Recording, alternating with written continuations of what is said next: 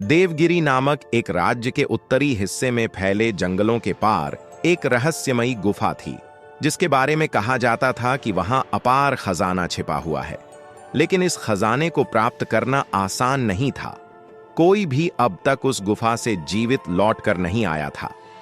एक दिन राजा ने अपने सैनिकों और मंत्री को बुलाकर अपनी योजना साझा की।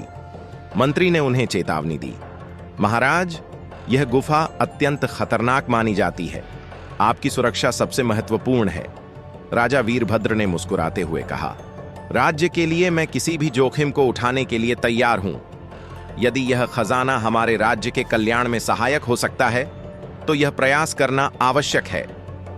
राजा ने केवल 3 भरोसेमंद योद्धाओं के साथ यात्रा पर निकलने का निर्णय लिया। उन्होंने राज्य के भविष्य के लिए प्रार्थना की और जंगल की ओर प्रस्थान किया। 3 दिन की कठिन यात्रा के बाद राजा और उनके साथी गुफा के द्वार तक पहुंचे। गुफा का द्वार विशाल था और उस पर अजीबोगरीब चिन्ह बने हुए थे। जैसे ही राजा ने द्वार को छुआ, एक गंभीर आवाज गूंजी, हे यात्री, केवल वे ही भीतर प्रवेश कर सकते हैं जिनके हृदय में साहस और शुद्धता हो। क्या तुम तैयार हो? राजा वीरभद्र ने दृढ़ता से उत्तर दिया, मैं अपने राज्य के कल्याण के लिए हर परीक्षा का सामना करने को तैयार हूं। द्वार धीरे धीरे खुला और वे सभी अंदर प्रविष्ट हुए।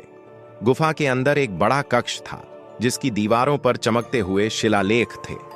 अचानक उनके सामने एक अग्नि का दरिया प्रकट हुआ।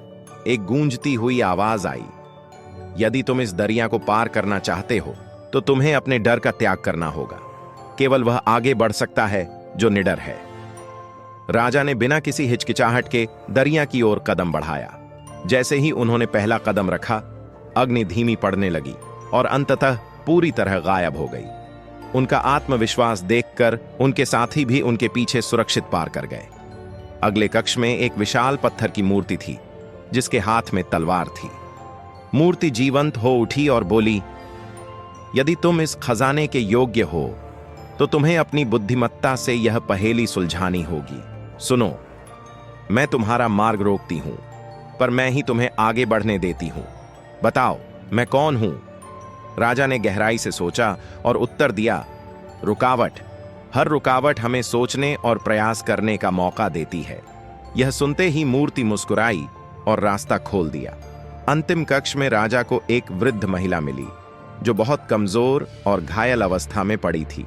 उसने रोते हुए कहा, मुझे मदद चाहिए। मैं भूखी हूं और चल नहीं सकती। क्या तुम मेरी मदद करोगे?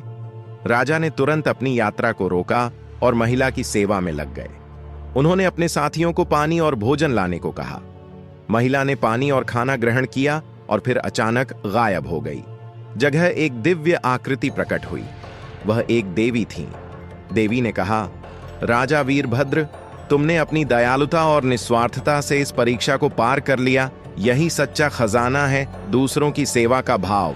देवी ने राजा को एक जादुई पत्थर भेंट किया और कहा, यह पत्थर ऐसा खजाना है जो कभी समाप्त नहीं होगा। इसका उपयोग तुम अपने राज्य की भलाई के लिए कर सकते हो, लेकिन ध्यान रखना, इसका उपयोग केवल परोपकार के लिए ही हो सकता है। राजा वीरभद्र ने देवी को प्रणाम किया और गुफा से बाहर निकले। उन्होंने जादुई पत्थर का उपयोग राज्य में अस्पताल, स्कूल और अनाज के भंडार बनाने में किया।